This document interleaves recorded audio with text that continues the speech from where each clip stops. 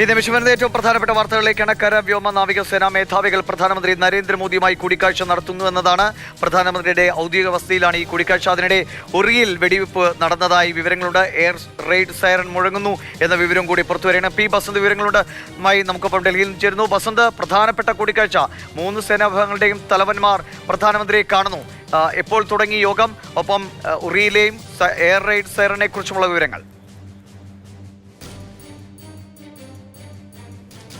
ദിവിഷ, ഇപ്പോൾ 3 സേനകളുടെയും മേധാവികൾ ഇപ്പോൾ പ്രധാനമന്ത്രി നരേന്ദ്രമോദിയുമായി അദ്ദേഹത്തിൻ്റെ ഔദ്യോഗിക വസതി, അതായത് 7 ലോക് കല്യാൺ മാർഗിൽ കൂടിക്കാഴ്ച നടത്തുന്നു എന്നുള്ള വിവരമാണ് വരുന്നത്.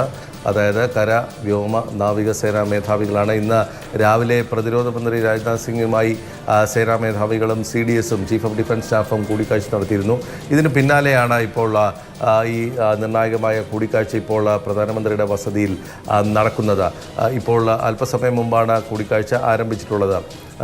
ഏതായാലും ഇന്ത്യ ഇന്നലെ പാകിസ്ഥാനിലെ 4 സ്ഥലങ്ങൾ ആക്രമിച്ചു എന്നുള്ള വിവരം ഔദ്യോഗികമായി ഇന്ത്യ ഇപ്പോൾ വ്യക്തമാക്കിയിരിക്കുകയാണ്. അതായത് വെളിപ്പെടുത്തിയിരിക്കുന്നു, ഇന്ത്യ ഇന്നലെ പാകിസ്ഥാൻ്റെ ഡ്രോൺ ആക്രമണത്തിന് പകരമായി പാകിസ്ഥാൻ്റെ 4 സ്ഥലങ്ങൾ ഇന്ത്യ ആക്രമിച്ചിട്ടുണ്ട്. അതിൽ ഒരിടത്ത് അവരുടെ റഡാർ സംവിധാനം തകർക്കുകയും ചെയ്തു എന്നുള്ളതാണ് ഇന്ത്യ ഇപ്പോൾ നൽകിയിരിക്കുന്ന വിവരം.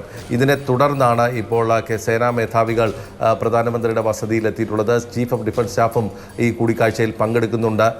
നിർണായകമായ ഒരു കൂടിക്കാഴ്ചയാണ് എന്നുള്ള കാര്യത്തിൽ യാതൊരു സംശയവുമില്ല. ഇന്നലെ ഇന്ത്യ നടത്തിയ, കഴിഞ്ഞ ദിവസം നടത്തിയ വ്യോമാക്രമണവും അതിനെ തുടർന്ന് ഇന്നലെ നടത്തിയ ഡ്രോൺ ആക്രമണവും ഒക്കെ ഈ ഒരു പശ്ചാത്തലത്തിൽ വേണം പ്രധാനമന്ത്രിയുടെ വസതിയിൽ നടക്കുന്ന ഈ കൂടിക്കാഴ്ച നമ്മൾ വായിച്ചെടുക്കാൻ. ഏറ്റവും പ്രധാനപ്പെട്ട കൂടിക്കാഴ്ചയാണ് ഇപ്പോൾ ഡൽഹിയിൽ നടക്കുന്ന. പ്രധാനമന്ത്രി നരേന്ദ്രമോദിയുടെ വസതിയിൽ 3 സേനാ വിഭാഗങ്ങളുടെയും, കരസേന, വ്യോമസേന, നാവികസേന, 3 സേനാ വിഭാഗങ്ങളുടെയും തലവന്മാർ പ്രധാനമന്ത്രിയെ കാണുന്നു.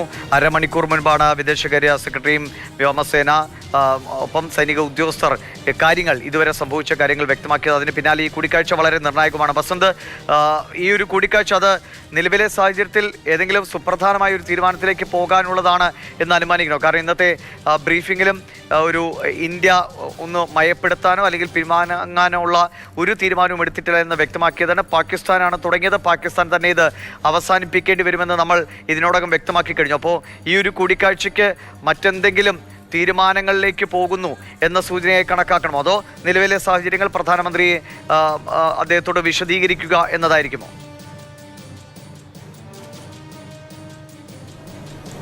അല്ല ദിവിഷ, ഓപ്പറേഷൻ സിന്ദൂർ അവസാനിച്ചിട്ടില്ല എന്നുള്ളത് ഇന്ത്യ വ്യക്തമാക്കിയതാണ്. കഴിഞ്ഞ ദിവസം സർവകക്ഷി യോഗത്തിലും പ്രതിരോധ മന്ത്രി രാജ്നാഥ് സിംഗ് അക്കാര്യം പറഞ്ഞിരുന്നു. Operation Sindoor is an ongoing operation എന്നാണ് രാജ്നാഥ് സിംഗ് പറഞ്ഞത്. അതായത് ഇത് അവസാനിച്ചിട്ടില്ല, അത് തുടരുന്നു എന്ന് മാത്രമാണ് പറയുന്നത്. അത് തുടരുന്നു എന്ന് പറയുമ്പോൾ ഇപ്പോഴും ഓപ്പറേഷൻ നിലനിൽക്കുന്നു എന്നുള്ളതാണ്. അതായത് ഓപ്പറേഷൻ സിന്ദൂർ ആരംഭിച്ചിരിക്കുന്നു. അതിനുശേഷം അതിൻ്റെ 2ാം ഘട്ടം കഴിഞ്ഞ ദിവസം ഉണ്ടായി. പിന്നീട് കഴിഞ്ഞ ദിവസം രാത്രിയിൽ വീണ്ടും പാകിസ്ഥാനിലെ 4 കേന്ദ്രങ്ങൾ നമ്മൾ ആക്രമിക്കുന്നു. അതിലൊരു റഡാർ സംവിധാനം തകർക്കുന്നു.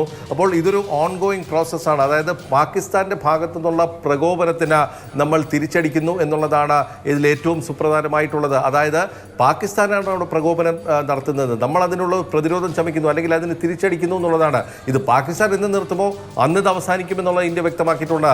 ഏതായാലും ഇപ്പോൾ ഏറ്റവും നിർണായകമായ കൂടിക്കാഴ്ചയാണ് പ്രധാനമന്ത്രിയുടെ വസതി നടക്കുന്നത് എന്നുള്ളതാണ്. അതായത് ഇന്ത്യ ഔദ്യോഗികമായി തന്നെ വ്യക്തമാക്കി, ഞങ്ങൾ പാകിസ്ഥാനിലെ 4 സ്ഥലങ്ങളിൽ ഡ്രോൺ ആക്രമണം നടത്തിയിട്ടുണ്ട്, അതിലൊരു റഡാർ ഞങ്ങൾ തകർത്തിരിക്കുന്നു എന്നുള്ള ആ ഒരു പ്രഖ്യാപനത്തിൻ്റെ പിന്തുടർന്നാണ് ഇപ്പോൾ സേനാ മേധാവികളും ചീഫ് ഓഫ് ഡിഫൻസ് സ്റ്റാഫും ഇപ്പോൾ പ്രധാനമന്ത്രിയുമായി കൂടിക്കാഴ്ച നടത്തുന്നത് എന്നുള്ളത് അതീവ നിർണായകമായ കൂടിക്കാഴ്ച എന്നുള്ളതല്ലാതെ നമുക്ക് മറ്റൊന്നും പറയാനില്ല. ഞാൻ നേരത്തെ പറഞ്ഞു, ഓപ്പറേഷൻ സിന്ദൂർ അവസാനിച്ചിട്ടില്ല, അത് ലക്ഷ്യം നേടി എന്ന് രാജ്നാഥ് സിംഗ് ഒരിക്കൽ പറഞ്ഞിരുന്നു.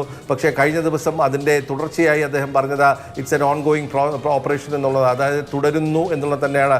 അതിപ്പോഴും നിലനിൽക്കുന്നു, ലൈവാണ്.